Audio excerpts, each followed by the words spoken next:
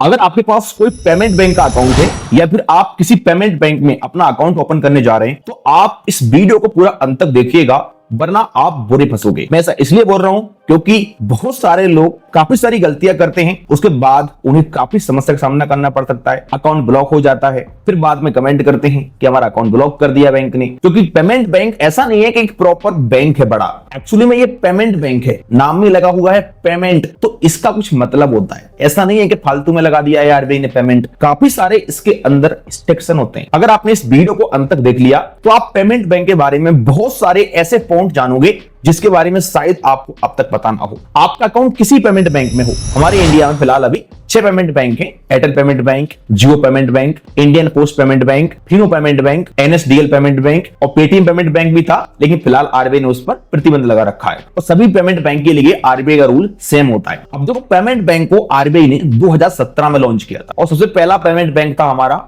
Airtel payment bank, जिसे payment bank का licence मिला था आरबीआई से। अब आज की स्थिति में पेमेंट बैंकों के ग्राहक लाखों में हैं, क्योंकि इसमें अकाउंट ओपन करना बड़ा आसान होता है। किसी पेमेंट बैंक में अकाउंट ओपन करना चाहते हो तो घर बैठे बैठे वीडियो के के माध्यम से यहाँ पर आपका अकाउंट ओपन हो जाता है। लेकिन एक बात का आपको हमेशा ध्यान रखना है कि ये पेमेंट बैंक का अकाउंट आपका एक बड़ा प्रॉपर अकाउंट नहीं हो सकता। यानी कि आरबीआई की तरफ से यहाँ पर कुछ ऐसे रिस्ट्रिक्शन लगे हुए हैं पेमेंट बैंक पर, जिसकी वजह से हम इसको एक बड़ा प्रॉपर सेविंग अकाउंट नहीं कह सकते। क्योंकि सबसे पहली बात तो देखो यहाँ पर यह है कि पेमेंट बैंक में आप 2 लाख रुपए से अधिक का बैलेंस नहीं रख सकते। आरबीआई की तरफ से पेमेंट बैंक का लिमिट 2 लाख रुपए आपका, अगर आप किसी पेमेंट बैंक में अकाउंट है तो आप उसमें 2 लाख रुपए तक ही रख सकते हैं। अब आजकल कुछ पेमेंट बैंक क्या करते हैं, 2 लाख से अधिक का अमाउंट अगर आप रखते हो तो वो आपका अमाउंट किसी दूसरी बैंक में ऑटोमेटिक एफडी में कन्वर्ट कर देते हैं। लेकिन नॉर्मली केसेस में आप 2 लाख रुपए तक का अमाउंट रख सकते हो। और आजकल बहुत सारे लोग ऐसी गलती करते हैं कि अपने पेमेंट बैंक के अकाउंट में 2 लाख रुपए से अधिक का बैलेंस रख देते हैं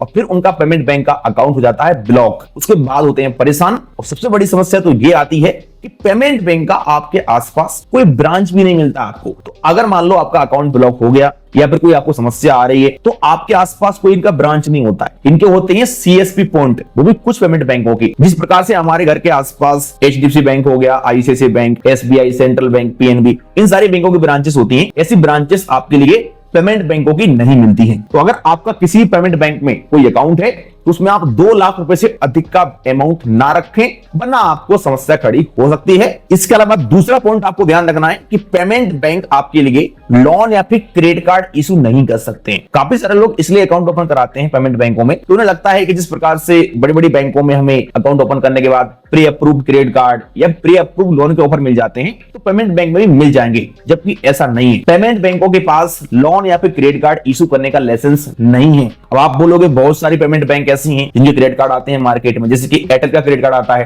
तो देखो, एयरटेल का क्रेडिट कार्ड जो है वो एक्सिस बैंक के साथ पार्टनरशिप में लॉन्च किया है। वो क्रेडिट कार्ड एक्चुअली में एक्सिस बैंक का है, डायरेक्ट पेमेंट बैंक का कोई क्रेडिट कार्ड आपको देखने को नहीं मिलेगा। इसी प्रकार से अगर कोई पेमेंट बैंक आपको लोन दे रही है तो उसके पीछे कोई कंपनी होगी, एनबीएफसी कंपनी या फिर कोई बैंक होगी। पेमेंट बैंक के पास लोन देने का भी लाइसेंस नहीं होता है। ये आपको बस लोन दिला सकते हैं एक प्लेटफॉर्म की तरह काम करके। अगर किसी पेमेंट बैंक के द्वारा आप लोन अप्लाई कर रहे हैं या फिर क्रेडिट कार्ड अप्लाई कर रहे हैं तो ये बीच में ओनली एक प्लेटफॉर्म की तरह काम करते हैं। इसके अलावा पेमेंट बैंक में आप एफडी या फिर आरडी भी नहीं कर सकते हैं। अगर किसी पेमेंट बैंक में आप एफडी या फिर आरडी कर पा रहे हैं तो इस बात का मतलब यह है कि उनका किसी दूसरे बैंक के साथ पार्टनरशिप है। जैसे कि एयरटेल थैंक्स ऐप से अगर आप एफडी करते हैं तो वो आपका एफडी होता है इंडसइंड बैंक में, क्योंकि एयरटेल पेमेंट बैंक ने इंडसइंड बैंक से पार्टनरशिप करके रखा है। अब ये तो वो बात रही कि पेमेंट बैंक में हमें क्या क्या सर्विस नहीं मिलती है और क्या क्या पॉइंट हमें ध्यान रखना चाहिए। अब हम बात करते हैं कि पेमेंट बैंक में हमें क्या क्या सर्विस मिल जाती है। तो देखो, ये आपका एक प्रॉपर सेविंग अकाउंट होता है, लेकिन जो लिमिटेशन है उसका आपको ध्यान रखना है। किसी पेमेंट बैंक के अकाउंट को आप यूपीआई से लिंक कर सकते हैं, किसी भी ऐप में आप लिंक करके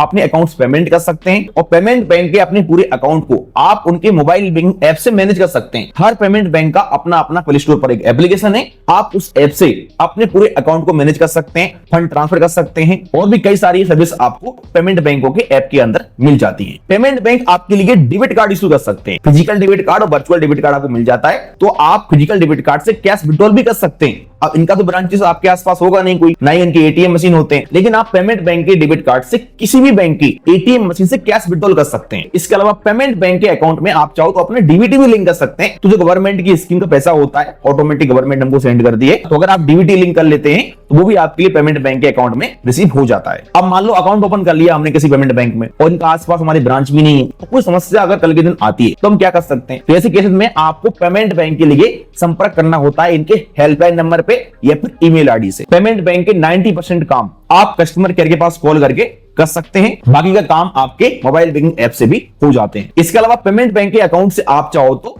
एईपीएस द्वारा कैश विड्रॉल भी कर सकते हैं। आधार कार्ड से कैश विड्रॉल होता है जो आपका फिंगरप्रिंट लगा के, वो सर्विस आपके लिए पेमेंट बैंक में देखने को मिल जाती है। अब अगर आपके पास पेमेंट बैंक का अकाउंट अभी तक नहीं है और आप ओपन करना चाहते हैं तो आप कर सकते हैं, लेकिन ध्यान रखना कि इस अकाउंट को आप अपना प्राइमरी अकाउंट मत बनाइएगा। इस अकाउंट को आप एक सेकेंडरी अकाउंट यूज कर सकते हैं पेमेंट वगैरह करने के लिए, और उसमें आप 2 लाख रुपए से नीचे बैलेंस रखिएगा और नॉर्मली यूपीआई वगैरह के लिए इस्तेमाल कर सकते हैं, पेमेंट कर सकते हैं कहीं पर भी, आप उससे अपने बिल वगैरह भर सकते हैं। अगर बेस्ट पेमेंट बैंक की बात करूं तो हमारे इंडिया में फिलहाल 2 पेमेंट बैंक है जो कि बेस्ट है, ऑनलाइन सर्विस देती है आपके लिए अच्छी खासी। एक है एयरटेल पेमेंट बैंक, दूसरी है जियो पेमेंट बैंक। ये दो में से किसी बैंक में अपना अकाउंट ओपन कर सकते हो। बाकी बहुत सारी पेमेंट बैंक और भी है, इंडियन पोस्ट पेमेंट बैंक है, लेकिन उसके लिए आपको अपना अकाउंट ओपन कराने के लिए इंडियन पोस्ट पेमेंट बैंक में जाना पड़ेगा। अगर आप लोग कमेंट करते हो तो मैं आपके लिए हर पेमेंट बैंक पर एक अलग से डिटेल्स वीडियो बना दूंगा, उसके बारे में सारी जानकारी आपको दे दूंगा। बाकी आप लोग मुझे कमेंट करके बताइएगा कि आपके लिए कौन सा पेमेंट बैंक बेस्ट लगता है। वीडियो पसंद है आपके लिए लाइक करेगा। चले मिलते हैं किसी नेक्स्ट वीडियो में।